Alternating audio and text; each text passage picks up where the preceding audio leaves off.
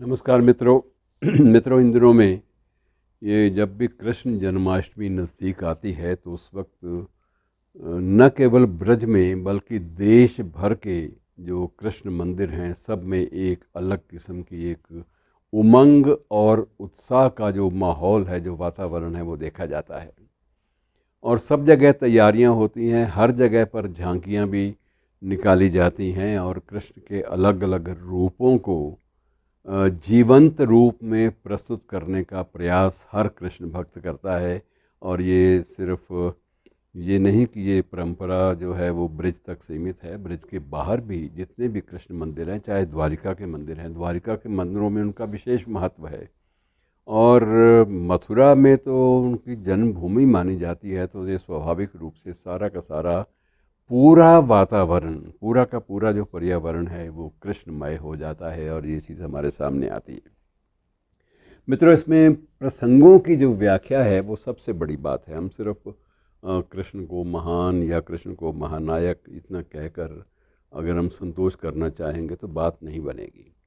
बहुत सारे प्रसंग कृष्ण से जुड़े हुए और साथ साथ कृष्ण से जुड़े हुए प्रसंगों के अलावा पूरे महाभारत में जो उनकी भूमिका है वो इतनी विशाल है कि उसमें बहुत सारी दार्शनिक व्याख्याएं जो हैं वो निरंतर चलती रहती हैं, निरंतर चलती रहती हैं।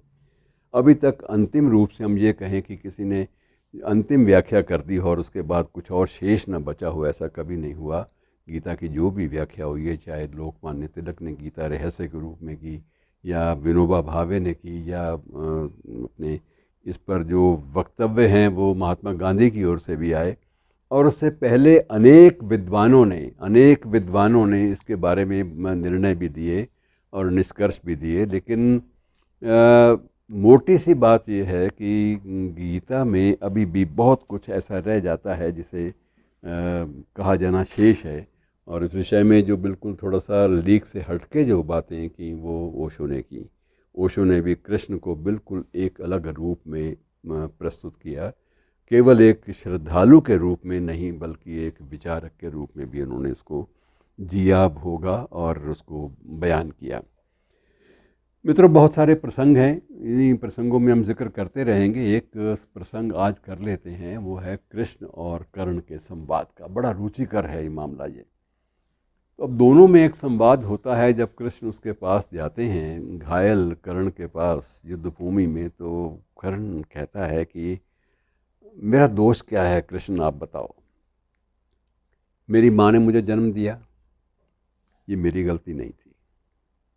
मैं एक अवैध बच्चे के रूप में इस दुनिया में आया, ये मेरी गलती नहीं थी। मुझे द्रोणाचार्य से शिक्षा नहीं मिली क्योंकि मुझे क्षत्रिय नहीं माना गया, लेकिन उसमें मैं तो कोई भी दोषी नहीं कह सकते आप मुझे। और परशुराम ने अगर मुझे शस्त्रों की शिक्षा दी, और शिक्षा देने के बाद जब उनको किसी ने बताया कि आपने, ये तो क्षत्रिय नहीं है जिसको आपने शिक्षा दी है, ये ब्राह्मण पुत्र भी नहीं है, तो उन्होंने मुझे अभिशाप दे दिया कि तुम सब कुछ भूल जाओगे।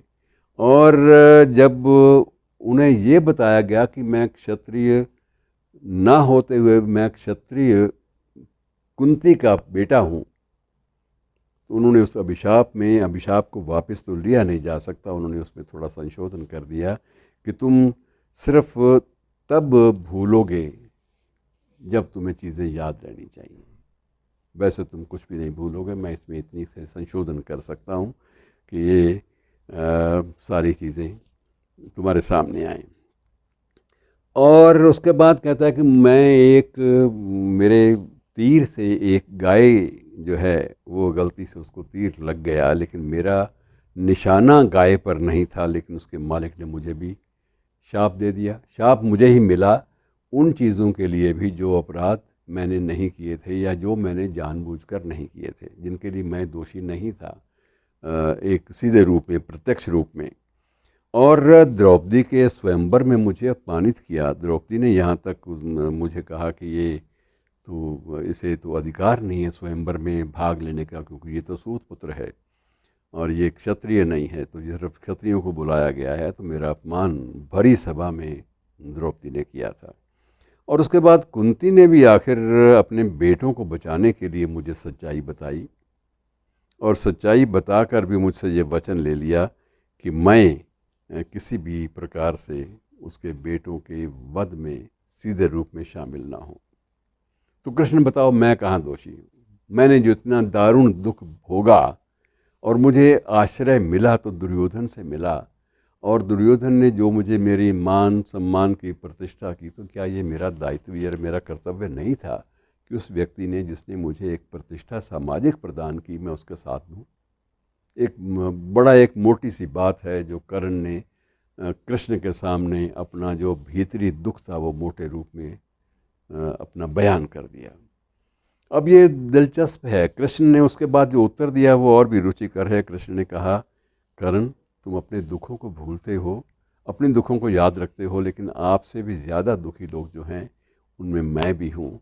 मेरा जन्म एक जेल में हुआ था और मेरे मृत्यु मेरे जन्म से पहले ही मेरे लिए इंतज़ार कर रही थी, क्योंकि अब ये था कि कुंती का जो भी संतान होगी उसको ना, देवकी की जो भी संतान होगी वो नष्ट कर दी जाएगी।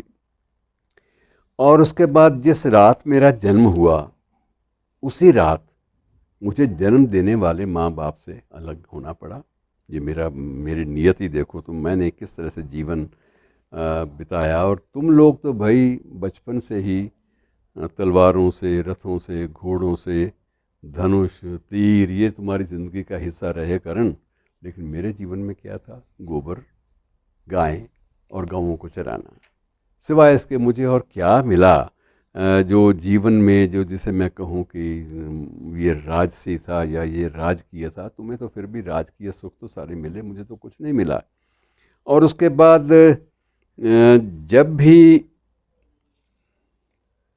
शिक्षा की बात आई तो मुझे उच्च शिक्षा के योग्य नहीं समझा गया। मुझे एक संदीपनी आश्रम में भेज दिया गया, गुरु संदीपनी के पास, कि जाओ गुरुकुल में जाके पढ़ लो।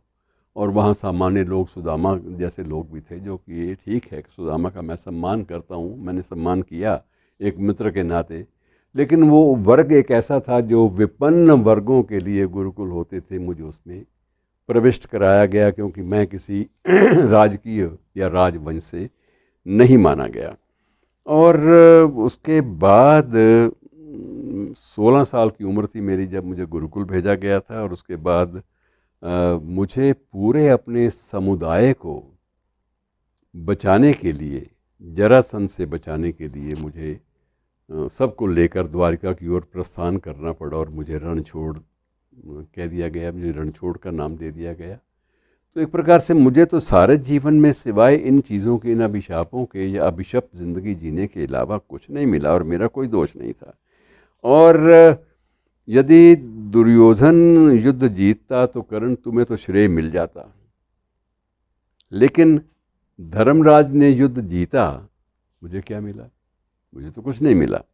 युद्ध के लिए केवल दोष, और वो मुझे गांधारी ने दिया कि तुम दोषी हो, तुम चाहते तो ये सब रोक सकते थे। तो उसने कहा, कर्ण एक बात याद रखो, जीवन में सभी को चुनौतियों का सामना करना पड़ता है। जीवन किसी भी तरह से निष्पक्ष और आसान नहीं होता मेरे भाई, ये भूल जाओ। लेकिन एक बात याद रखो कि सही धर्म आपके विवेक को मालूम होता है। अगर आप सही धर्म का पक्ष ले लेते हो तो फिर भी कम से कम ये है कि आपको एक जीवन में एक भीतरी सुख ज़रूर मिलता है कि आपने कभी विपरीत दिशा या विपरीत पक्ष का भाग आप नहीं बने। ये आपके लिए संतुष्टि की बात होनी चाहिए।